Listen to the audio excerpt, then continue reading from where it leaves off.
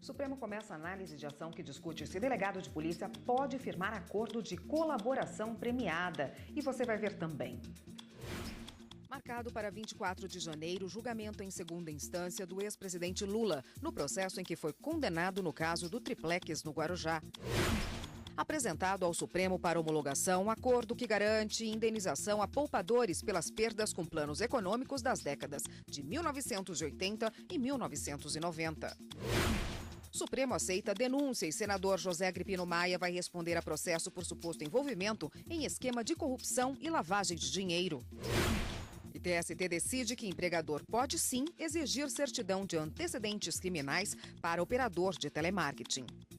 Essas e outras notícias agora no Jornal da Justiça.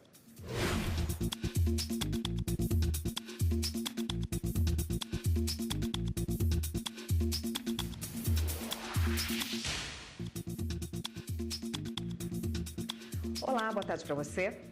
O plenário do Supremo Tribunal Federal se reuniu hoje pela manhã. Na pauta, o julgamento do poder dos delegados para celebrar acordos de delação. A repórter Ana Paula Ergang acompanhou a sessão e tem os detalhes para a gente. Boa tarde, Ana Paula.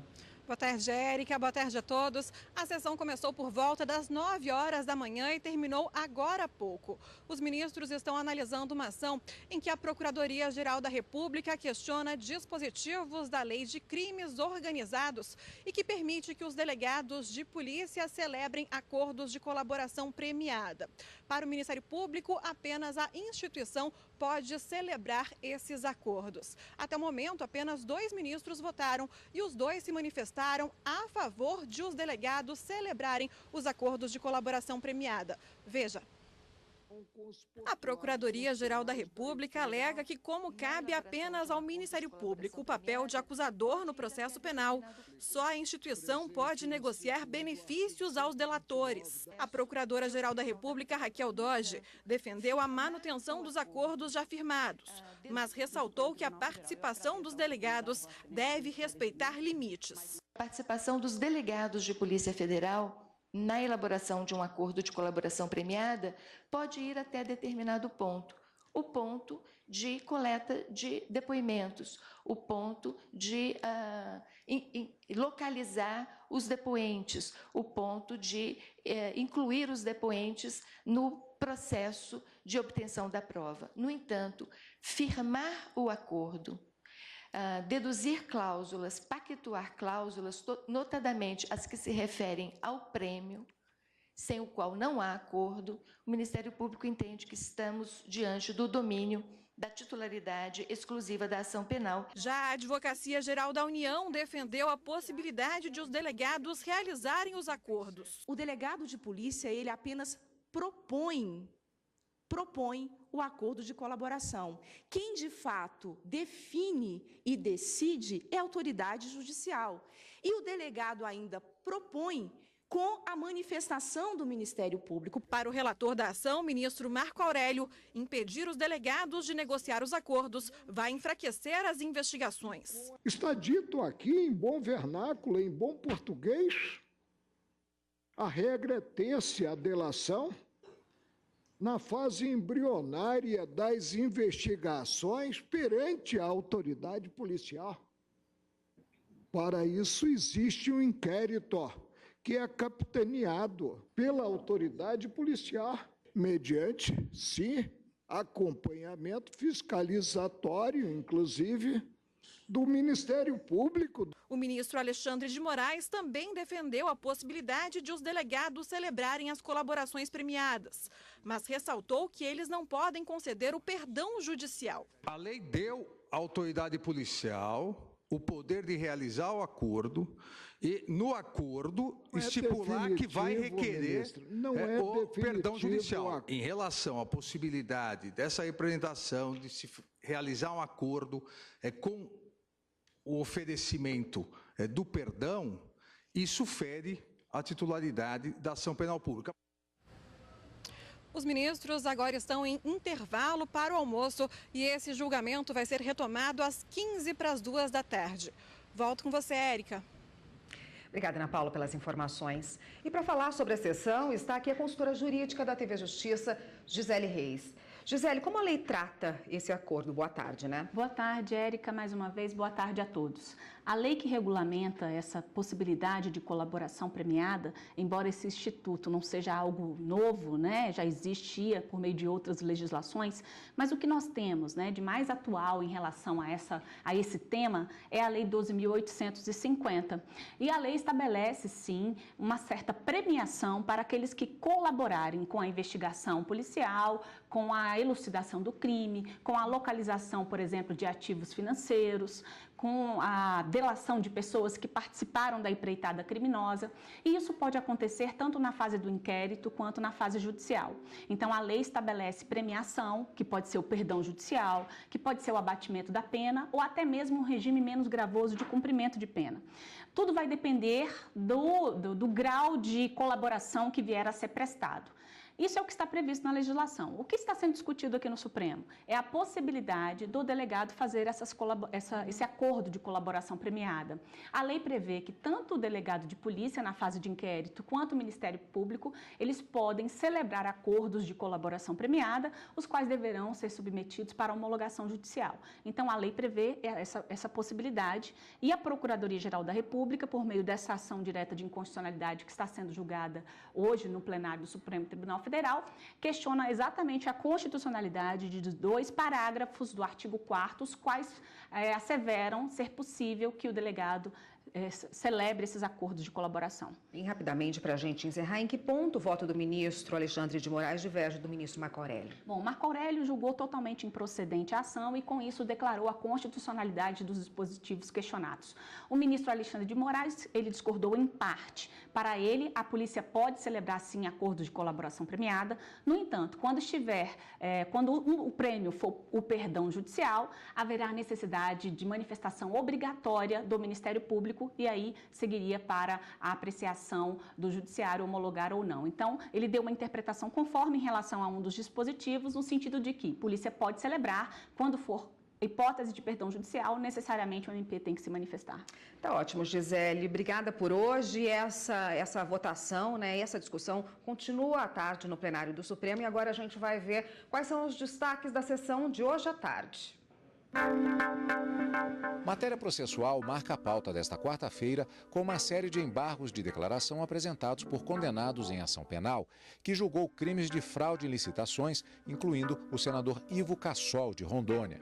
A Operação Lava Jato está na pauta. São agravos apresentados em 3 inquéritos onde se trata do desmembramento de processos de acusados nas investigações da Polícia Federal a partir da não aceitação de denúncia contra o presidente da República nos mesmos casos. Na pauta, 3 agravos em ações cautelares que envolvem o ex-deputado Eduardo Cunha e o empresário Joesley Batista, envolvidos em diversas denúncias. Direito do trabalho é o penúltimo tema do dia, com 2 ações diretas de inconstitucionalidade, onde é questionada a validade de medidas do Plano Real sobre convenções e acordos coletivos de trabalho. Servidor público é o último tema previsto, com 3 mandados de injunção que tratam de aposentadorias especiais de servidores públicos. Mais informações sobre a pauta de julgamentos no site do Supremo Tribunal Federal, stf.jus.br. Cerca de 12 bilhões de reais serão devolvidos para quem teve a poupança confiscada nas décadas de 80 e 90. Em torno de 3 milhões de pessoas serão beneficiadas. O acordo assinado entre os bancos e representantes dos poupadores foi protocolado pela Advocacia Geral da União, a AGU, nesta terça-feira. O termo foi assinado sob a mediação da Advocacia Geral da União e a supervisão do Banco Central. Para que o acordo entre em vigor, é necessária a homologação pelo Supremo Tribunal Federal. A partir disso, os poupadores terão 2 anos para aderir ao acordo. O acordo deve pôr fim na disputa judicial sobre a correção da poupança durante os planos econômicos Bresser em 1987, Verão em 1989 e Collor II em 1991. E com isso, extinguir 1 milhão de processos que aguardam por uma solução. Para ter direito à indenização, o poupador deverá comprovar a existência e o saldo da poupança por meio de extrato bancário ou declaração do imposto de renda.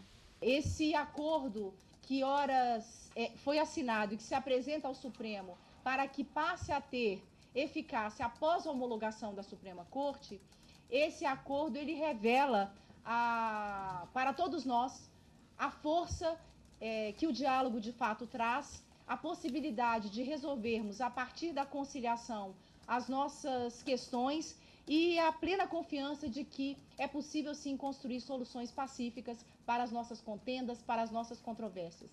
A adesão será dividida em lotes, de acordo com o ano de nascimento dos beneficiários, com exceção dos que executaram as ações no ano passado.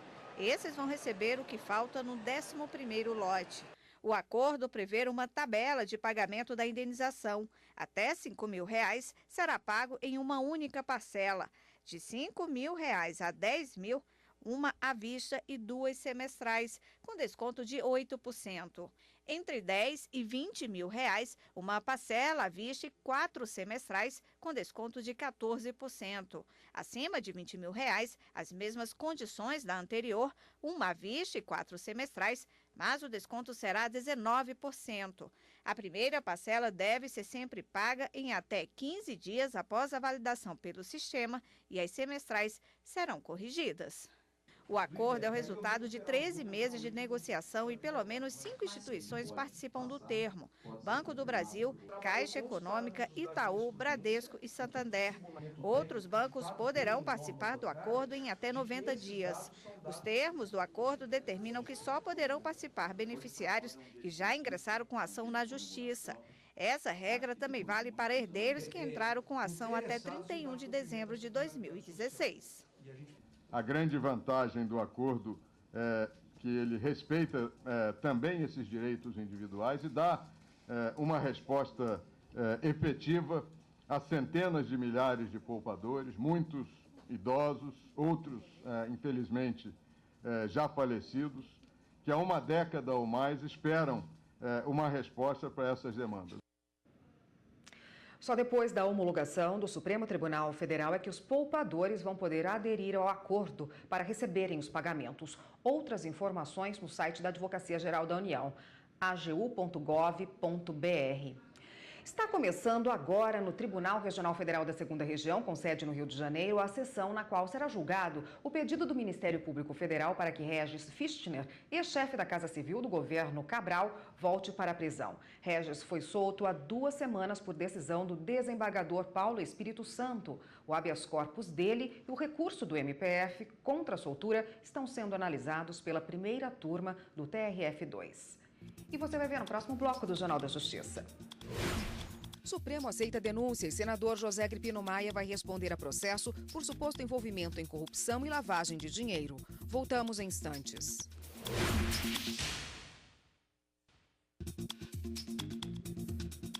A Polícia Federal cumpriu hoje mandados de busca e apreensão nos gabinetes dos deputados federais Carlos Henrique Gagin e Dulce Miranda, ambos do Tocantins. É a 6ª fase da Operação Ápia. E a repórter Carolina Chaves tem as informações para a gente. Boa tarde, Carolina.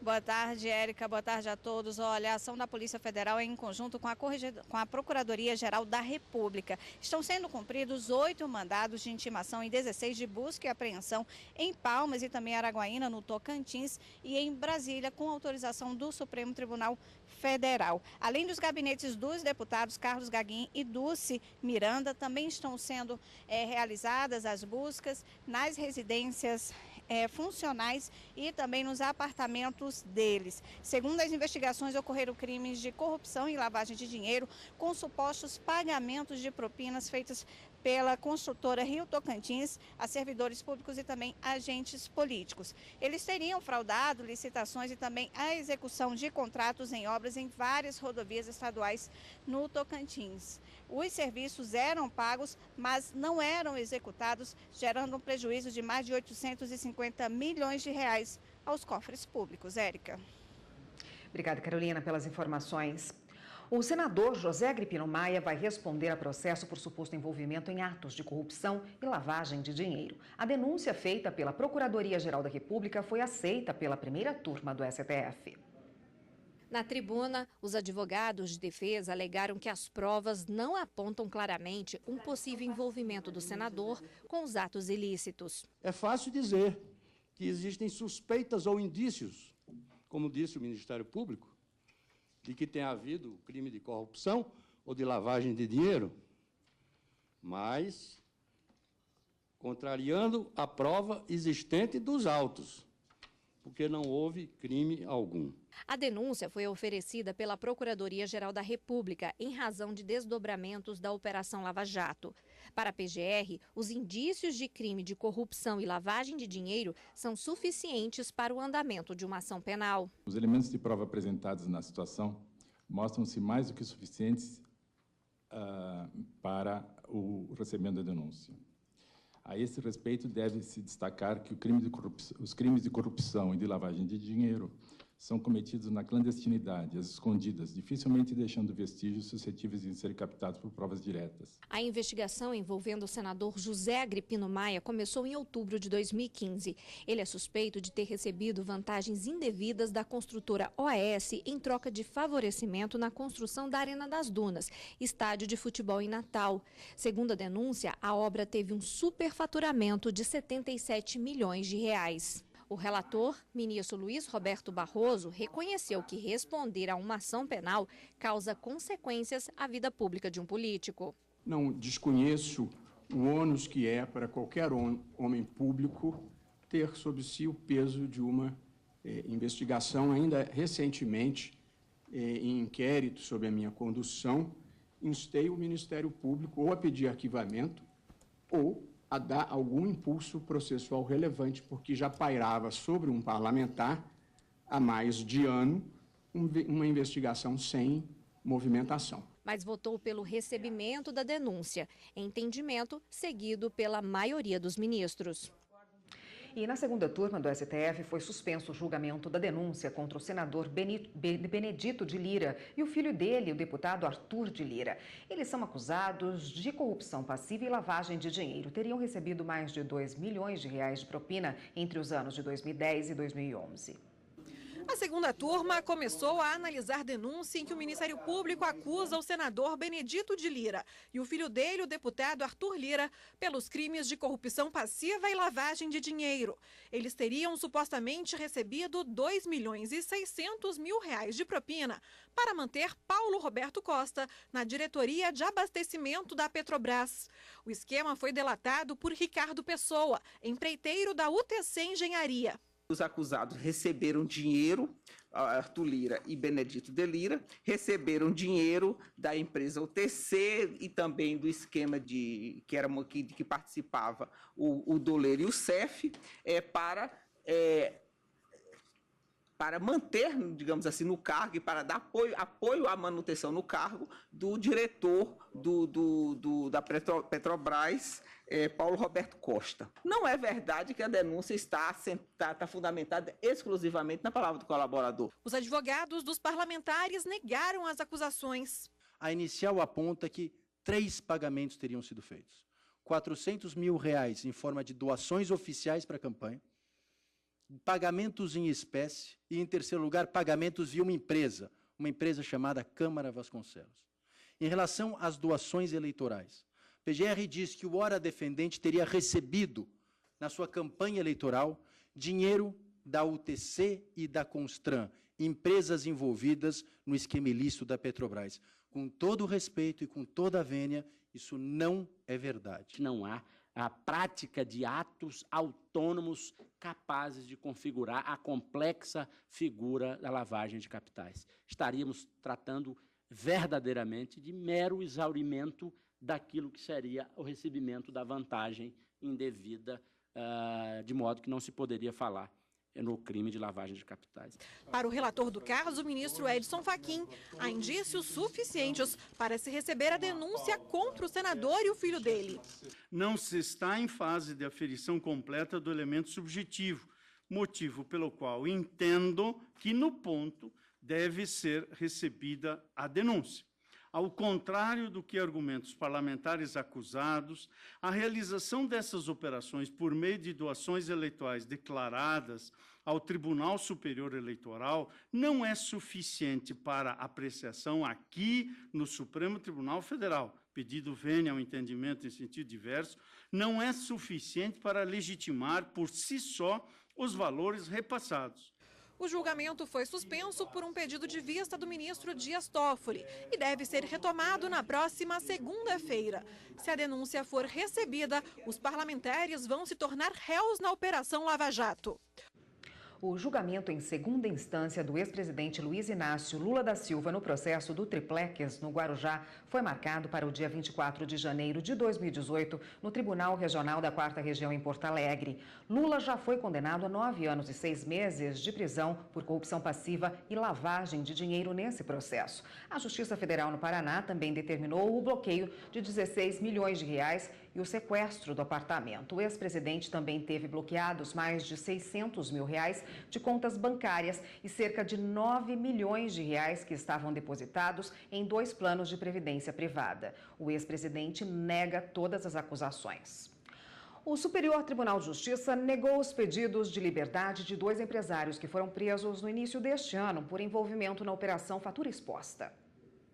Os empresários Gustavo Estelita e Miguel Skin foram acusados em abril deste ano de corrupção ativa, lavagem de dinheiro e de integrar organização criminosa que atuava no governo do Rio de Janeiro. O empresário Miguel Skin foi apontado como grande corruptor da iniciativa privada na área da saúde do Estado. Já Gustavo Estelita foi considerado o braço direito dele e possuía empresas com outro acusado. Aqui no Superior Tribunal de Justiça, a relatora do caso na 6ª turma, ministra Maria Tereza de Assis Moura, destacou a suposta participação dos acusados como articuladores e operadores dos pagamentos das vantagens indevidas a outros réus nesse caso. A ministra considerou que as prisões foram devidamente fundamentadas e que a liberdade dos dois indicaria risco para a ordem pública. E você vai ver no próximo bloco do Jornal da Justiça. Tribunal Superior do Trabalho decide que o empregador pode exigir certidão de antecedentes criminais para operador de telemarketing. A gente volta já já.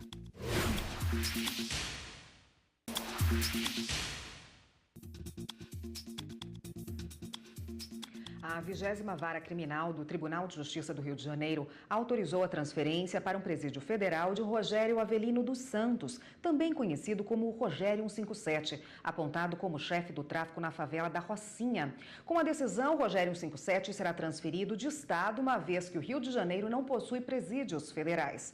A unidade prisional não foi determinada na decisão. O Ministério da Justiça, a Secretaria de Segurança do Rio e a Secretaria de Administração Penitenciária serão notificados oficialmente sobre a decisão. Caberá ao DEPEN determinar para qual presídio federal Rogério 157 deve ser encaminhado. E a Justiça Federal condenou um funcionário dos Correios por improbidade administrativa. Ele vai ter que devolver mais de 605 mil reais à empresa. De acordo com o Ministério Público Federal, o homem desviava encomendas do centro de triagem do aeroporto de Vitória. Mais de 60 encomendas dos Correios que deveriam chegar nas mãos dos consumidores foram desviadas por um funcionário da empresa que trabalhava no centro de triagem dos Correios, no aeroporto de Vitória. Ele separava celulares e equipamentos eletrônicos e montou um esquema de venda dos bens desviados. A pedido do Ministério Público Federal no Espírito Santo, a Justiça condenou o funcionário por improbidade administrativa. Ele perdeu a função pública e terá que devolver aos Correios mais de 605 mil reais. Deste valor, pouco mais de 194 mil reais são de bens adquiridos ilegalmente. 22 mil reais vão ressarcir o erário e mais de 388 mil reais são para pagar a multa civil. Por decisão da Justiça, ele também teve seus direitos políticos suspensos por 9 anos e ainda está proibido de contratar com o poder público ou receber incentivos fiscais por 10 anos. Em depoimento, o funcionário dos Correios admitiu que desviou os bens. O MPF conseguiu imagens que comprovaram como ele agia. Segundo a investigação, ele ganhava R$ 4.500 para trabalhar nos Correios e teve uma evolução patrimonial desproporcional à sua renda. Em menos de um ano, comprou 2 carros, um no valor de R$ 67 mil e outro de quase R$ 130 mil. Os veículos foram colocados no nome da esposa para não levantar suspeitas. O Tribunal Superior do Trabalho decidiu que o empregador pode sim exigir certidão de antecedentes criminais para operador de telemarketing. Quem tem os detalhes dessa decisão é o repórter Dalai Solino. Boa tarde, Dalai. Boa tarde, Érica. Boa tarde a todos. Esse entendimento da SDI1 foi contrário à decisão da 8ª turma do TST, que havia condenado uma empresa de telemarketing ao pagamento de R$2.000 por danos morais por pedir a candidatos a vagas de emprego a apresentação da certidão de antecedentes criminais. A empresa se defendeu alegando que o empregado tinha acesso a informações pessoais de terceiros e, por isso, era necessário a apresentação de uma conduta ilibada. O relator do caso na SDI1, ministro Hugo Scheuermann, explicou que essa matéria está pacificada no TST, no sentido de que a exigência é válida para o operador de telemarketing, já que ele trabalha com informações sigilosas. Os ministros da SDI1, por unanimidade, restabeleceram então a decisão do Tribunal Regional do Trabalho da Paraíba e negaram o pedido de indenização do trabalhador. Eu volto com você, Érica. Obrigada, Dalai, pelas informações. O Tribunal Superior Eleitoral realizou o segundo seminário do Fórum Internet e Eleições. Especialistas da área de Direito, Jornalismo e Computação debateram temas do trabalho da Justiça Eleitoral sobre as notícias falsas que podem circular na internet durante as campanhas dos candidatos para 2018.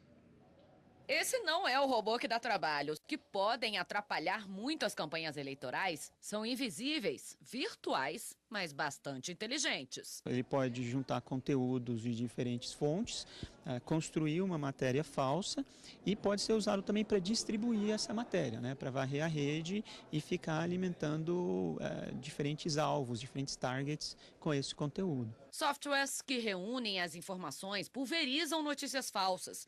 Esse assunto foi o ponto principal do debate no segundo dia do Fórum Internet e Eleições. Tudo gira em torno do conceito fake news, o que não é assim tão simples de definir quanto parece. A verdade e a mentira, elas não são tão claras quanto às vezes a gente acha. E a Justiça Eleitoral, ela tem que dar uma resposta de sim ou não.